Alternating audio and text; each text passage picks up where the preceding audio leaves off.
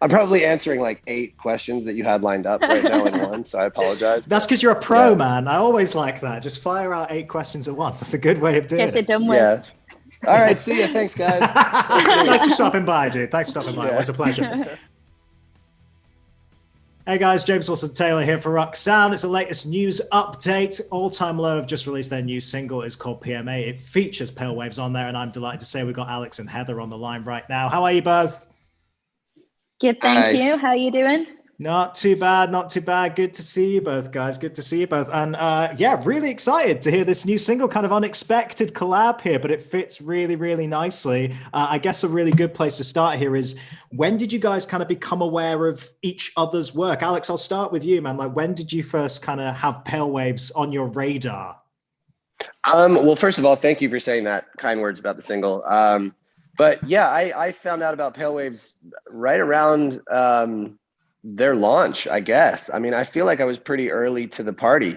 I've heard the first few songs that they all put out, and I was a big fan of the whole thing, like the styling of the music and just everything. I was all about it from day one, and have just been following along ever since. Kind of, big fan. Love the new record. Love everything that they've done. And so it was like, when it came time to sort of figure out a collaborative partnership for a song, I was like, that was one of the first places my head went, was like, that would be such a fun one to try and make happen. We had never met or really hung out before, so it was kind of a shot in the dark. But I'm probably answering like 8 questions that you had lined up right now in one, so I apologize. That's because you're a pro, man. I always like that. Just fire out 8 questions at once. That's a good way of doing Gets it done with. Yeah. All right, see ya. Thanks, guys. Thanks for stopping by, dude. Thanks for stopping by. It was a pleasure. Heather, yeah, same question to you though. Like, is All Time Low a band? Obviously, everyone's known them for a long time, but yeah, is this one that you remember when you kind of first became aware of their work as a band? I think it was the Nothing Personal record is when I fully became aware of All Time Low. I've known about them for years, been a big fan for years, loved everything about them, not just the music, but the style, and just, I was a big fan from day one, and the songs were just incredibly catchy. And that's my thing. If you've got a chorus that I can remember, I'm definitely gonna become a fan. So I was absolutely thrilled when Alex asked me to sing on PMA. And as soon as I heard it, I was like, wow, this is such an amazing song. And it's so relatable that I was honored to do my part on it. Yeah, let's talk a little bit about that, I guess, because what a kind of relatable theme in the lyrics, I suppose, for sure, and definitely a really kind of bright sound there, though, which is really nice. It's definitely in fitting with that stuff you've been playing with lately, Alex. It's a very, very good through line from Once in a Lifetime to this. It really kind of makes a lot of sense, this mood you're playing with at the minute. Talk to me a little bit about, I guess, when that song began, and again, why Heather was kind of the perfect counterpoint to bring on that. Yeah, so we wrote the song out in the desert last year, pretty deep into lockdown and COVID and everything. We got a few people together and took all the precautions and went out and rented a house in Palm Desert where we made Wake Up Sunshine, and just wanted to continue writing because we knew it was kind of one of the only things we really had much control over, given that tour wasn't happening and things like that. And so it's really, we wrote a song about how we were all feeling. It's about that sort of mental and emotional fatigue that I think we all went through as a society once we were pretty deep into, COVID and lockdown and the political climate and just everything that was going on in the world. And it was really about that, connecting with the idea of this shared experience of loneliness and trauma, and somehow being okay with it because we have to be. You know what I mean? There was like what else are you going to do but try to get through it? And it was, for me personally, it was that idea of the connectedness that kind of helped me navigate some of my own demons in those moments. It was like, well, I'm not the only one that's feeling this way, surely. So it that's sort of where the song was born from. And the more we lived with it, the more we realized, once we put out Once in a Lifetime, the more we kind of realized that, this song really needed to come out. like now, it was like this really encapsulates everything that's just been going on in our lives. And it felt like the right time to share it with this feeling that things are kind of starting to slowly open back up and we're getting back to some semblance of normalcy here. And then the final piece of the puzzle was realizing that it would be better served as a duet, as some kind of feature, because again, to like take it to the meta level of the song, it's about this feeling of togetherness and this interconnected sensibility. And so it was like, it doesn't make sense for me to be the only one singing this song.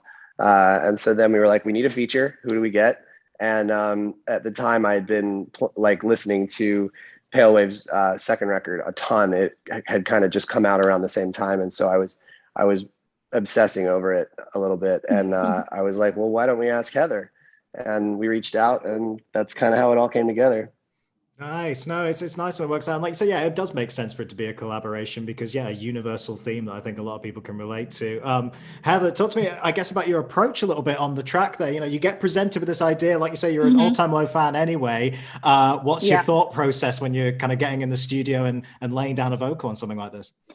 Well, when I immediately heard the song, I just knew how great it was. And I was like, of course, I want to be a part of it.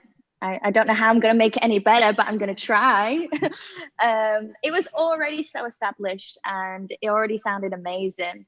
Alex sent me a version and it was titled Rough, PMA Rough. And I was like, wow, this already sounds like it's finished. And so I just did my best. I just went in and I practiced it before, like a little geek. I made sure that I got, I was fully aware of it and knew what my part was. And then as soon as we put it down, it just sounded so great. Like our voices really blended nicely together. And we did a ton of harmonies, which are one of my favorite parts about that track. The harmonies I just live for. Yeah, works very, very well. And it's funny how you were saying as well that kind of your early memories of All Time Low, things like Nothing Personal, because Alex, I do feel like musically on this one, perhaps more than anything you've done in a little while, it really harkens back to not just Nothing Personal, but I get a lot of kind of Don't Panic era from this this particular track. I mean, was that a conscious decision or anything, or you just playing with the styles that come up at the time, I guess? I think what stands out to me about this song is there's an obvious nod to The Kids Aren't All Right by the Offspring.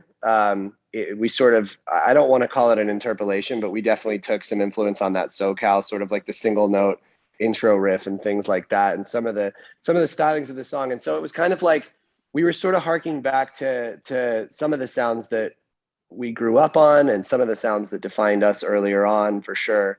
I think a big part of it in the sound was kind of paying homage to like the time I was spending out here in Southern California and going out to the desert in California and stuff. It just felt appropriate. But yeah, I mean, it's definitely got some of that doom and gloom satirical tinge to it that like Don't Panic had. And yeah, also obviously, like I said, the Offspring reference. Yeah, partying through the gloom is a good mood for 2021. Yeah, that's how we'll power through it all, for sure. That's what it's all about.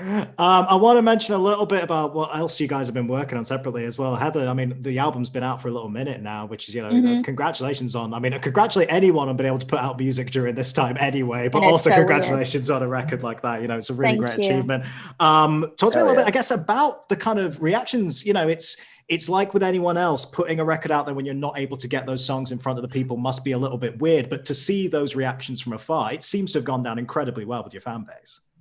Yeah, I was just grateful that we were able to put it out and that we were able to do somewhat of a campaign in terms of music videos. It's unfortunate that we couldn't right away just jump on tour and play those shows and like see everyone and just connect in a room. But we did what we could, and yeah, everyone seemed to enjoy it, and I'm glad that they do.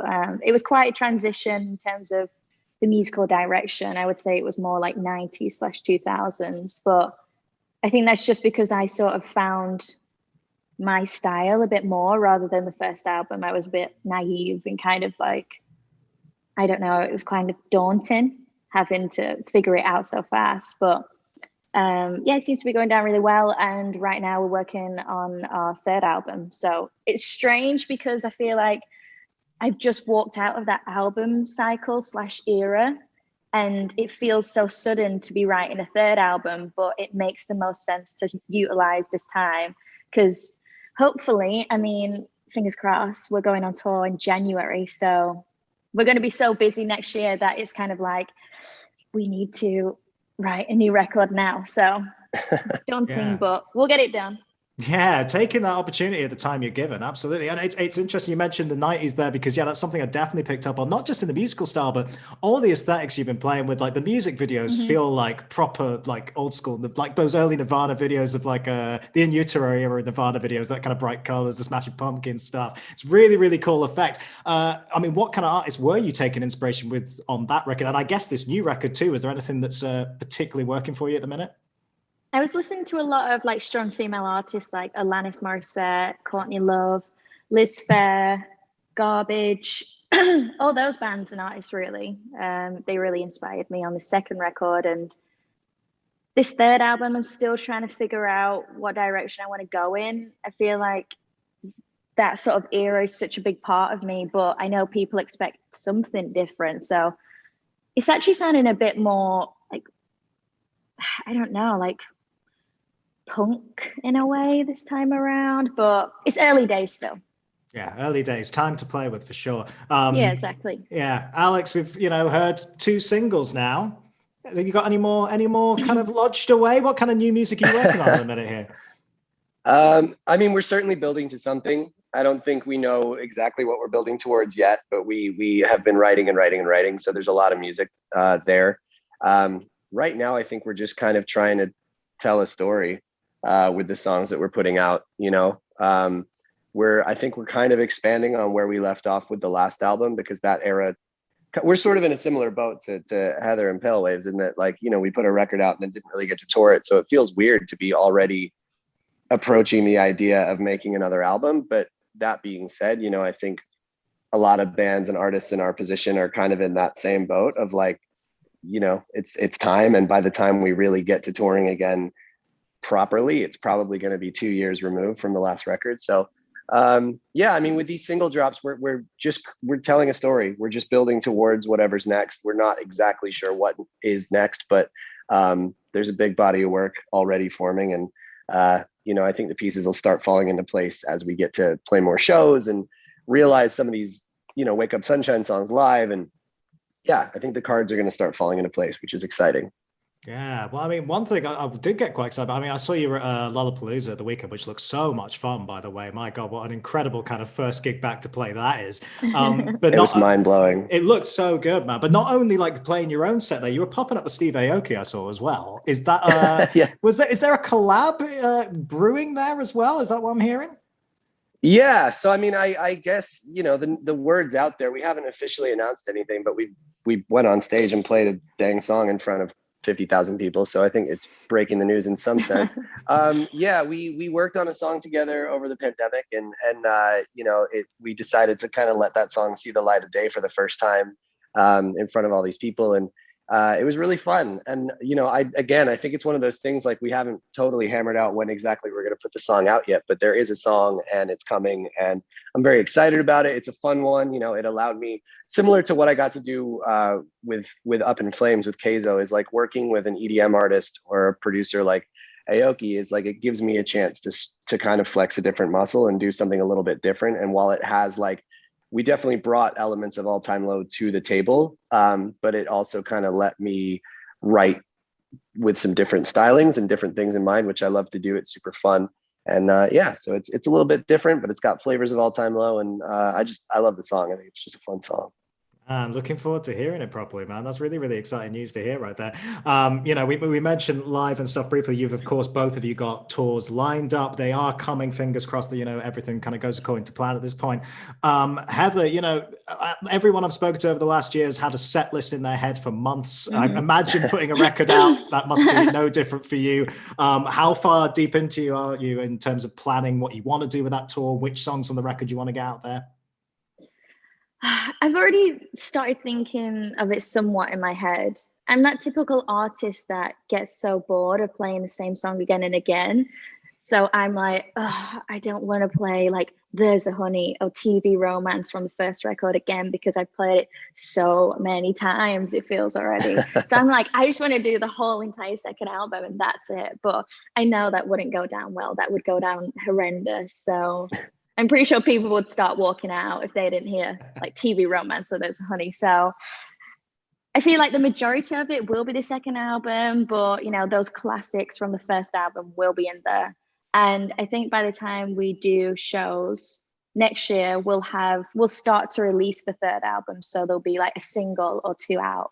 So we'll have so much music to play, like new music, which is going to be really strange. But yeah, I get so bored of things easily, which is bad, but I think that is the exciting thing, though. We're going to see that with so many bands on tour over the next year, is like this unique thing where, yeah, they're going to be debuting songs they've never played before that everyone already knows because the album's been out there. And yeah, loads of more new material in there too. It's a nice mix to kind of see for once, I guess. Yeah, and it's so bizarre, but it is what it is. It is what it is. Absolutely. Alex, huge tour plans for you, man. I mean, not only Sad Summerfest, but my God, you've got quite the supporting lineup in the UK, haven't you? That is a night out and a half, that one, man. We're going for it.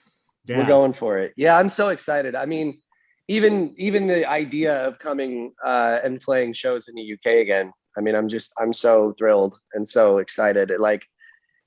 It felt like such a pipe dream for a minute there. And, now it's feeling more and more like it might happen for real. The whole thing has been touch and go all through the summer. We've had the shows on sale and we've had people asking, are these happening? Are these happening? And it's like, the only answer I've ever had is like, everybody's telling us that these are going to happen, but it could change at any given moment. So, and that's still the case, I mean, it's with the times that we're in right now, I think there has to be like this big asterisk next to everything we do. It's like the touring industry is trying to get back on its feet so desperately, but at the same time, like we're all so aware of, the risks that are associated with what we do, which is getting a bunch of people together in a room. And so it's like, we're all just trying to be as safe as possible. I'm so happy to hear that, the vaccines are rolling out so abundantly and that people are, getting them and that's going to make the situation a lot safer. And yeah, I'm cautiously optimistic. I'm so excited for the shows. I do think they're going to happen. I know that the travel situation has just changed to where it's like we don't have to quarantine anymore, so that's a really good sign that things are moving in the right direction. I'm here, fingers crossed, and like very, very cautiously excited to get over there and rip these gigs. Yeah, man, absolutely hyped for those shows. It's going to be a big night out when that happens. I'll leave you with this, guys. I've seen you both hinting a little bit online. Obviously, we don't know when it could happen, but we've got to hear this song together live at some point, right? You guys, I mean, please promise me that at some point when that's allowed, we will get this live rendition, right? I have a feeling it's going to happen. It'll definitally happen. Nice. Yeah. There we go. You heard it here first. Keep a watch out for all those festival lineups and things. I'll keep putting pieces together, see what happens. Guys, it's always really, really nice to chat to you guys. Really, really appreciate it. Song's great. All the best to you both. Good luck with the tours and all that stuff. We'll see you out on the road when we see you. All right. Thank you. Thanks. Great. See you guys. All right, Alex and Heather. See you guys.